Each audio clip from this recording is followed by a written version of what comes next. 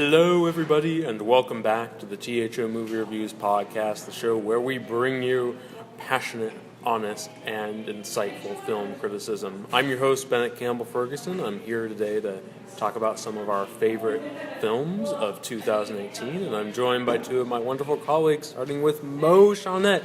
Mo, what exactly is that you're drinking? It's peppermint tea. Is it working? Is it good? Is it warming you up in the snowpocalyptic day? It's actually quite sunny and dry. Yes, the terrible snowpocalypse of 2019 that did not happen. I had a coworker like frantically text me being like, "Can you cover my shift today? Cause I'm worried about the snow and like getting home." And it's like, yeah, nothing happened. So worrying for nothing. Yeah, that's always the way of things. And also here we have Maxwell Meyers. Max, how are you?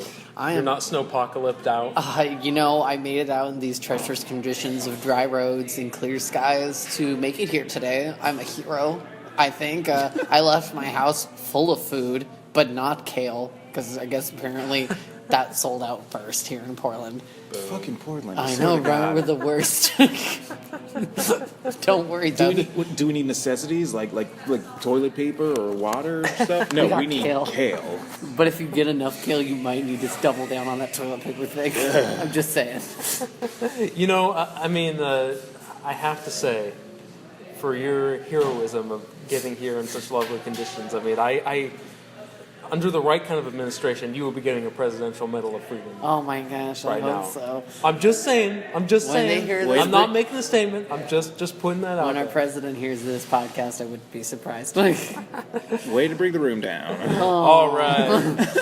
Well, as I said, we're here recording at Rose City Coffee Co. Brooklyn Park. Going to talk about some of our favorite films of 2018. Max, why don't you start us off? What's your favorite film of the year? I hate to be so basic, but I'm going to have to go with Roma. There's nothing basic, my friend, about choosing a masterpiece. Please continue. It's so hard. We were talking today about how we're going to, at some point here close by, discuss how we choose, but it's always like, I always want to be that guy. Like, I don't want to be like, oh, the Academy has like given this movie the most nominations. It's clearly the best movie of the year. But then I see it and I always love it. I was like, God, I see why it got all the nominations. Okay, I get it. But I loved it. It tugged at my heartstrings. It stressed me out in a way that I remembered exactly from Gravity, which is also by Alfonso Cuarón. But on a human level, that just... I was impressed. I was like, he creates the same kind of tension in Children of Men as he does in that last scene. Just like, I'm holding my breath and I'm really scared because I have no idea how this is all going to end, and I'm really worried for everybody. And even Y Tu Mamá También, it's successful. When all the revelations are coming out and whatnot, it's kind of like it gets into this sort of frenzied dialogue that kind of uncomfortable. Yeah, I never thought about like tension being such a big part of his work. But exactly. That's awesome to bring that up. And but I loved it. It was beautiful, and I'm so happy to see the main actress and supporting actress nomination at the Academy Awards. Yeah. I thought both performances were amazing, and the way the story's told is beautiful. I have only great things to say about it. So that would be my pick for favorite of the year. But just a nice shout out. We also had a lot of really great horror movies this year. The trifecta of Quiet Place. It's the one with Toni Collette. Hereditary. Hereditary. That movie pretty much scarred me for life. Yeah. And I was very impressed at it for doing so. and to an extent, Mandy as well. I think those. Yeah, Mandy's a horror movie of a kind. Yeah, it's definitely something. That's a backhanded compliment if I ever heard one. I absolutely loved all three, and I think they all did something wildly different and great for the horror genre this year. Just great to see horror movies getting great mainstream success. I thank Hereditary for permanently putting in my head the image of a decapitated head covered in bugs on the side of the road. Thanks, Hereditary. Thanks, Hereditary. You picked, I remember, you picked Alfonso Cuarón's last film, Gravity, is your favorite movie of the year, came out as well. Yes, I did. I still watch Gravity to this day when I'm really sick. It's wonderful. I know what you're thinking. Why sick? It's because of that wonderful score. And when I watch it in a dark room, I can usually fall asleep to it. It's so peaceful at times. And I sleep like the dead. So once everything starts exploding and crashing into the earth, it doesn't wake me up. You know, it's interesting, like, definitely, I mean, you know, we're all film, you know, nerds. Oh, yeah. We all value the big screen experience, but it's really amazing. Like, Cuarón is one of those filmmakers who, you know, his work will, I think, thrive in any venue. You know, I've been, you know, amazed, like, how many people have seen Roma on Netflix and, you know, seem to have been moved, you know, in the same exact way that people who have, you know, seen it in theaters have been moved. And, you know, you bring up Gravity. You know, I saw that twice in theaters and once in 3D at the Oscar Marathon. That was fun. It was fun, yeah. But I'm amazed, like, even on my kind of medium-sized TV, it looks really darn good. Yeah. I mean, it just... It works. He created something stunning. And Yeah. he does the same thing with this, just in a different way. And he had a lot to say in this one story. And Yeah. I think he pulls everything off wonderfully. So I'm rooting for him this year as well. Here, here. Yeah. I'm rooting for him too. Mo, I already know what your favorite film of the year is because I've read your list, but our listeners do not. So take it away. I also went with something kind of basic because that's how I am. And it is entirely predictable if you know anything about me. I haven't read the list, but I have a feeling I know what it is. Let's do this. What's your guess? Oh, it's Into the Spider-Verse. It is absolutely Into the Spider-Verse. I'm seeing it for a third time tonight, actually. It is Spider-Man Into the Spider-Verse. It's an absolute blast. It's got so much heart. It's so gorgeous. It's really beautiful. It is. It's so charming too. It's so charming. Like this is something that's been brought up recently. The script was by Phil Lord and Chris Miller, who did the Lego Movie. They wrote and directed the first one. They wrote the second one, but they didn't direct it. And it's sort of this same idea of like, this shouldn't work. This is a nakedly commercial project, and yet they infuse it with so much heart and energy and humor and love, and it's stunning. It really is. Like we were talking before the podcast started. We were talking about the Avengers and how like it's that movie kind of it made an impact because no one had ever seen anything like that before. We haven't really seen anything like Spider-Verse before, and the difference is I don't know if anyone was expecting it. Like the amount of care that went into it, this big idea of, you know, parallel universes and different Spider-Mans and different genres just coming together and being in the same movie and coexisting. That's ridiculous, but they make it work, and it's incredible, honestly. So yeah, Spider-Verse. That was my number one of the year. You know, I was thinking like this movie is part of like a kind of interesting set of trends, and definitely I feel like you feel that Lego Movie vibe. But I also, and this is gonna sound weird, but I also thought a lot about Deadpool while I was watching this movie, and the idea that we're sort of entering a postmodern superhero era where it's not just telling stories. It's telling stories that are, you know, referencing other stories in very, very specific ways and kind of toying, you know, with that. Like, do you think that's like part of the film's appeal, that this isn't, you know, it's not just about Spider-Man, it's also kind of about Spider-Man lore as a whole? I would say so. It's again, this is not a movie I ever expected to see because for the longest time, comic books were that whole genre of comics and superhero movies. That was definitely not kind of on the fringe, I would say. Sure. Not necessarily like totally out there, obviously, because they're still. I mean, these things have been around for 70 years, and there's definitely someone they appeal to. But this idea that comic books have become mainstream enough that we can play with the formula. That because audiences recognize the formula, there's like a common language. Exactly. That we have, essentially.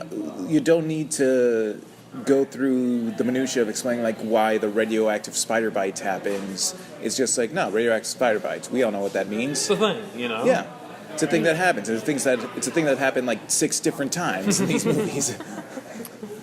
I mean, I also really love how it kind of really zeroes in on the idea. The thing I really love about Spider-Man fans, they always seem to bring up, is the fact that they always really relate to Peter Parker, like that kind of quiet, like they feel bullied, and he is somehow secretly mightier than anybody ever, imagines. And, you meet a lot of comic book fans. I'm a Cap fan, and I meet other Cap fans, and, there's like a nice love for Deadpool and Wolverine, but there's the thing that always comes up with Spider-Man is that focus on, maybe being the downtrodden and rising above. And what I love about this is that it kind of just felt like a movie that was like, that's the idea. That's the idea we want to imbue into this. And I think that's what makes this movie so endearing and charming and so much fun. There was just so much care taken into it, and it shows. I like, what you bring up about, kind of Spider-Man himself, and I related to, Spider-Man as a middle schooler, which was when I first got excited about the character, but I relate to him still because, he's that rare character who both seems like a reflection of us, but also kind of like an idealistic mirror of like, what we can be if we strive for something greater. But it seems like, also part of the power of the film is that you mentioned it's a lot of different universes, a lot of different spider people. A lot of spider humans. It's no longer just the story of one guy, and that's part of its power as well, right? Oh yeah, definitely. That's the line from the end. Anyone can wear the mask. Yeah. Anyone can be Spider-Man. It's not about location or powers or even gender, race, animal, humanity. It's about doing the right thing. It's about being a hero, and that's standing up to adversity. That gets at me, man. I'm an absolute sucker for that optimism, and that's not to love about moral it. certainty. I live for that stuff. That's why I still read comics, is because I love that stuff. So yeah, they get that, they hone in on that, and here's the other thing is it's still like going in. One of the things I was nervous about when I saw all the marketing and all the trailers for it, they really focused in on all the other Spider-Mans, and it's like, okay, these are fun. I'm gonna like seeing these, but this was supposed to be a Miles Morales movie. Right. And I love that character, and I was hoping he was not going to end up being like sidetracked or overwhelmed in his own movie. Like it always felt like, excuse me, it always felt like there was that asterisk to it, because there's the bit in the first trailer where like at the very end we see him take off the mask, and it's a black kid under there, and just that kind of subversion of expectations right there, and it's but then immediately they're like, oh, there's more than one Spider-Man, so it's okay with not thinking he's the real quote-unquote Spider-Man. But the movie, it's still very much about him and his journey and his like learning how to be a hero. And I'm so happy about that, because I really love this character, and I'm really glad that he's still front and center in his own story. They found a way, it seems like, to make the other characters like kind of adjacent to his journey, like rather than like subtracting from his journey. Yeah, which is how it should have been. So Spider-Verse, that's my number one pick. Here. All right, it's time for me to reveal my number one pick. Say what? This was a surprise to me, actually, because I had a really hard time choosing this year. I didn't think any year could be harder to choose from than 2017, because that one I was really at war with myself. You know, partly because almost all my favorite directors working today had movies out that year. This year there was a little more room for, you know, kind of peering at some filmmakers I hadn't considered before and being exposed to some new things, so I wrestled a bit. But after doing a lot of arguing and counter-arguing and re-watching a lot of films, I have concluded that for me, the best film of the year is Karin Kusama's Destroyer. Oh, So that's a pick. yeah, for our listeners who don't know anything about Destroyer, it is a crime film starring Nicole Kidman as Los Angeles detective Erin Bell. And the story is that years ago, she went undercover in a desert gang of bank robbers led by Toby Kebbell's character, Silas. And she made a tragic mistake that allowed him to escape and cause the death of one person. And now he's resurfaced, and she's decided that she's going to hunt him down and kill him, even if it's the last thing she does. Now, she's an extraordinarily fearsome and ruthless character, as Mo knows, because he's the one who got me to see this movie. Yes. Thank you, by the way. You're welcome. You know, part of the movie is just watching her kind of bulldoze through L.A., you know, tirelessly going after what she wants. You know, when this scummy lawyer played by Bradley Whitford won't answer her questions and taunts her, she responds by sneaking up behind him with a pistol and bashing his face in. And As you do. as one does when one is, you know, annoyed by Bradley When one Whitford. is a loose cannon cop who doesn't play by the rules.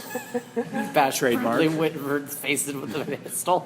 And it's a, you know, as much as it's a grim, brutal film, it is, I think, you know, in an odd way, a popcorn movie. You know, it knows exactly when to hold back the violence to kind of, you know, let the tension just simmer and, you know, stir your blood a bit. And it knows when to really let the action rip, as it does in what I think is the best action scene of the year.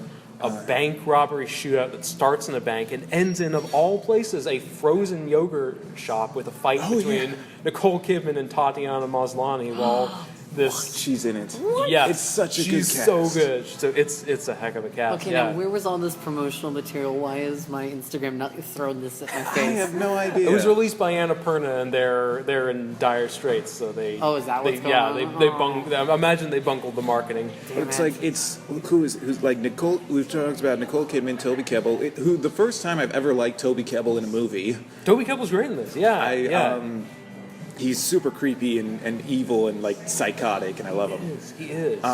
There's God, who else? Tatiana Maslany, Bradley Whitford, Scoot McNairy. a Bunch of really good people whose names I don't know. Oh, a bunch of people Apologies to them. you've seen everywhere. But Anderson is there for like 2 scenes. He plays her partner on the force. Right. There's others whose I don't know. I think just because Tatiana Maslany was in it, and it's like, oh my god, she's in this. Yeah. It feels like there's a lot more like it's being surprised by who you dig up. Oh, Sebastian Stan. Yes. Yeah. What? Oh, he's terrific. He plays a very pivotal role. Yeah. And he's, in fact, his character is, you know, dovetails into, I can't spoil it, but into what the whole movie's about in a way. I think, you know, it is, as I say, you know, it's a great, you know, odd sort of popcorn movie, but it's also, I think, just an incredible odyssey of catharsis and redemption. And, you know, a big part of the film is about, you know, the Nicole Kidman character, her relationship with her estranged daughter, teenage daughter, played by Jade Pettyjohn. And it's a very strained relationship, to say the least. But there's a really beautiful scene at the end of the film where Nicole Kidman says to her, you know, I want you to be better than me. And it gets at this idea that even though Kidman's character is sort of physically and spiritually ruined, she does the things she does in the hope that she can, you know, leave a better world for the next generation. And I think that's what makes this film, you know, on top of being just an extraordinary piece of, you know, action suspense noir filmmaking makes it inspiring as well. You know, it's a kind of heightened way of exploring the idea of going after what you want, not stopping, and believing that you can still do something good even when it seems absolutely hopeless. And I always admire a tough film that still has the courage to be sentimental and optimistic, because I think that's what it takes at the end of the day. And that's it. Destroyer, number one. I'll have to check that out. I agree. Really good. I got nothing to add. It's still really. I like this current, like the theme that I picked up from it most of all. Excuse me. Burps, am I right? Was this is what happens when I drink tea or anything. But the theme that I picked up was definitely it's taking responsibility for your mistakes, because that is the point of contention with her daughters. That her daughter is irresponsible. She's a drug addict. She gets into fights. She's dating a guy who's like she's 16 and she's dating a guy who's like 25. Right. Who's super skeevy, and they like make no secret about that. And every time she gets into trouble, she always finds a way to try and blame someone else, and her mom calls her on it, and it's just like it's always someone else's fault. You gotta take responsibility for your actions. And then that's what this entire movie is for her, is her stepping up, trying to make up for her mistakes and her irresponsibility. Yeah. Which you'll see the movie and you see like exactly why. Like there's a scene that kind of recontextualizes everything. Yes. But it really is very well put together. There's only the one like gunfight in the whole movie, but it's so well shot, and it's one of those ones that tries to be realistic, but doesn't. But it's still like really visceral and entertaining. It is. That's a tough feat to pull off. So there's something I think really extraordinary too about the way the film uses the big gunfight in the bank. It's kind of like the centerpiece of the movie, but it doesn't feel the need to like top that in terms of scale. That's the big spectacle moment, and the climax, or climaxes, if you want to think of it, like are more kind of intimate, emotional scenes where they're certainly not as big in scope, but they're more intense in terms of what's at stake for the characters. And I love that the final confrontation between her and Toby Kebbell is actually really contained and really quick, and in some ways not a big deal, and yet in no way feels dissatisfying because of the way they've built up these two characters, and just the sight of these two actors giving incredible performances, staring each other down in the middle of the night. It's something. It's a movie. I want to wrap up this podcast with a question for you guys. Mm-hmm. I think one of the most interesting parts of film criticism is choosing what your favorite film of the year is. The process. Well, the process. Yes, the process. Yeah, exactly. I mean, I think a lot of critics fancy themselves as kind of they're sort of up on an ivory tower, and they very objectively and smoothly choose what is the best, and it's not complicated, it's not messy, personal stuff doesn't enter into it. I would think though that we all know that's not true, that it's a process that's very it's sometimes messy, that's very different depending on which critic is going through it. And I'm just curious about how you guys navigate that process. I mean, is it just a matter of you look back and you think what impacted me the most? Is it are you juggling kind of like entertainment value versus other criteria like thematic heft, or is it something totally different? There's no right or wrong answer. I'm just there's only curious. one right answer. If you get it wrong, He's going to fire us on the podcast. If we get it wrong, we're out of the will. Oh, dang it. I really wanted that toaster oven. You're done. For me, I always just start by looking back. I literally look up movies released in whatever year, because when you see so many, you sometimes like forget. Like Sure. I had to consistently remind myself throughout the entire 2018 that Black Panther came out in 2018. Because it was in February. Because It it feels was like a in while February. ago. It was right at the It was a beginning. year and, ago. It was a year ago, Crazy. and We and are, it feels we are recording this on the 10th of February. so yeah, like almost a few weeks out, and Yeah. so. But I mean, but that movie, like you just like sometimes you just forget. You're like, oh, that was it. It feels so present. Like it feels like it came out years ago at this point. And so, that movie's probably on all of our lists, right? It's definitely on it mine. would be on mine. Mine as well. But I think. Excuse me. So that's how I start. But really, once I remember all of it, usually you can remember the ones that you really like. And Sure. for me, it's usually what a movie's trying to do, how well it does it. Writing is always a huge factor for me. I always think if we're telling the story, then it's the story is the most important part. And I think last year I went with Colossal.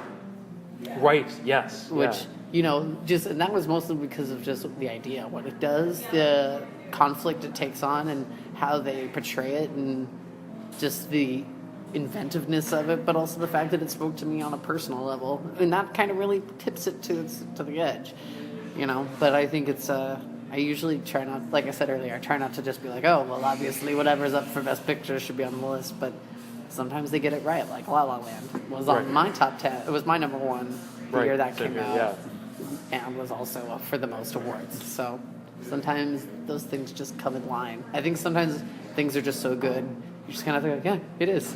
Yeah. And there's nothing wrong with just singing its praises if it's right. Yeah, yeah.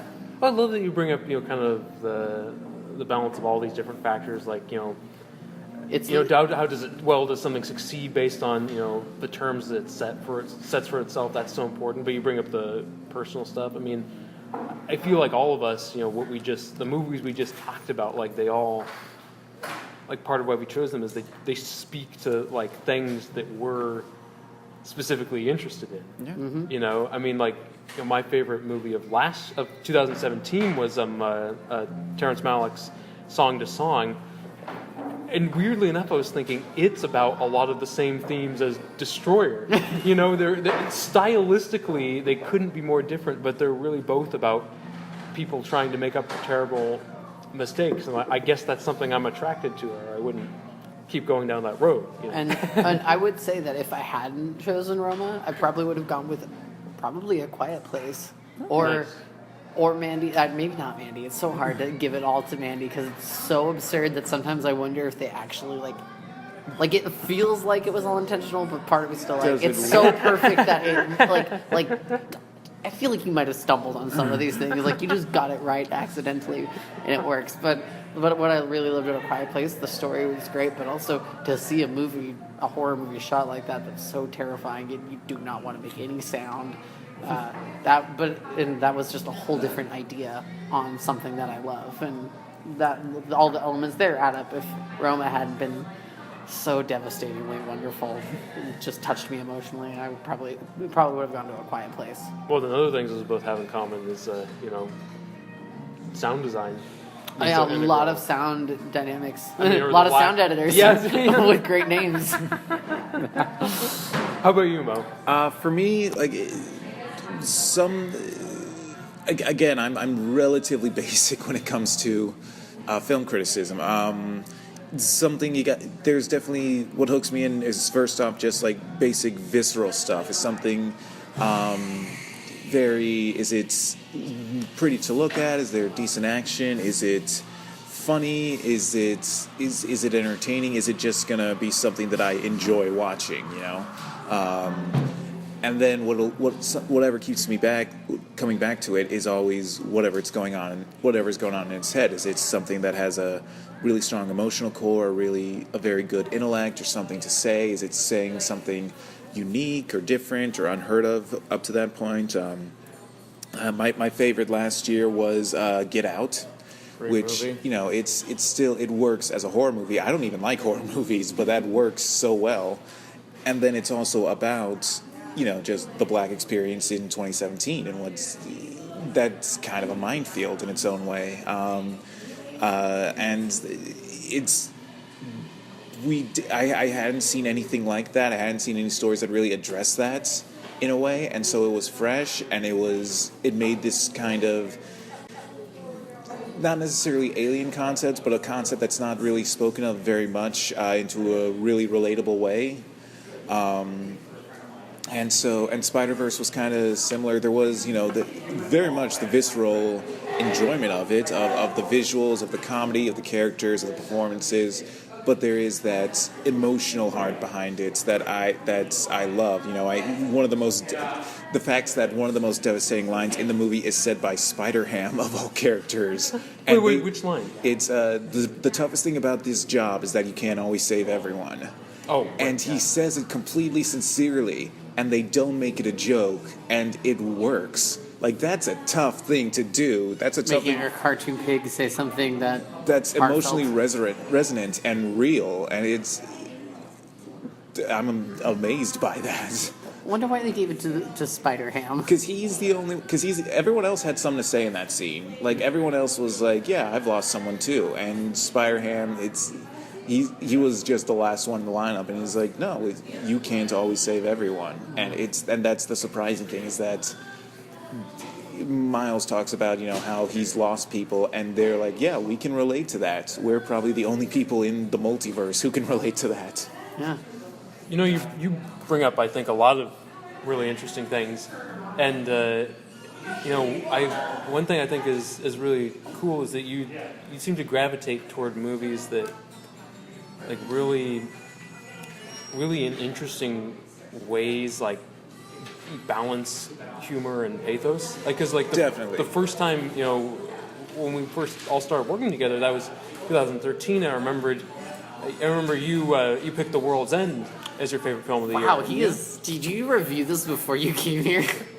I just remember this stuff. You're amazing. I remember most of. Let's see, it was year by year. It was The World's End, Grand Budapest Hotel, Mad Max Fury Road, 13th, which is not a funny movie, right? But just that was a tough year, and I needed something to vent righteous anger through, of course, yeah. And then Get Out, and now Spider-Verse. Well, and with The World's End, like, that's a movie that's simultaneously it's a big, giant, epic Edgar Wright comedy, and yet it's dealing with friendship and middle age and the apocalypse and kind of depression and like Peter Growing Pan up. syndrome and just the stuff that happens at the end with Gary King is it's like, wow. Yeah. This changes the entire context of the movie. It's really sad. The more I think about it, the more it's like, wow, a lot of this really comes back to the book Catcher in the Rye. I haven't read that since high school, and I don't know if I want to go back there because I know Holden Caulfield is a little shit. You don't have to. There's no teacher making you do these things. Why does it come back to Catcher in the Rye? Because it does some of that as well? It does some of that as well. Like, my dad talked about this, like, Catcher in the Rye. The first time he read it, he laughed the whole way through. The second time, he cried the whole way through. Oh, that's interesting. And the first time, Catcher in the Rye, Holden Caulfield, he's an asshole. He's just a little pretentious dipshit, and you'd kind of relate to him because you're reading it as a teenager, and you also think you have the world figured out at like 15. But you're an idiot because you're 15. But then you find out about his story and why he's acting out and what happened to him and what his ethos is. And it's like, oh, this guy's going through some shit. This is basically an emotional breakdown prolonged over 200 pages. That changes things. Yeah, absolutely, yeah. I don't know. Another one it comes back to, Young Adult, which is also a movie about like a terrible, unlikable person who's just you kind of laugh at, her being terrible to everyone around her, and then you find out why, and it's like, oh, there's tragedy here. There's real, and that's interesting to me, I guess. Well, I mean, both that and The Catcher in the Rye, they kind of they. And if you don't like Catcher in the Rye, I completely get it. I'm not gonna. I know there's like backlash to that book because again, it relates a little too much to Holden Caulfield being a little shit. So if you're not down for that, totally understandable. No, I love that book. I think it's incredible. But the idea that you're talking about two different stories that they both they kind of tell their stories in a way that allows us to empathize with people who might be hard to empathize with if we just met them out in the real world. And it just seems like that's part of the magic of not only movies or literature, but of what any art can do, really. Yeah. My process for choosing a favorite is it's always kind of tricky, and I think it probably shifts. I mean, there's kind of there's definitely some calculation in terms of I always want to be honest. I think a lot of times, anytime I'm making a top 10 list or picking a number one favorite, it's always asking myself a lot of questions. And part of it is, is this something I'm going to watch again years down the road? And I'm not saying like that's a criteria everyone should have, but for me, I want whatever I pick to be something that I'm going to return to and continue to get pleasure out of.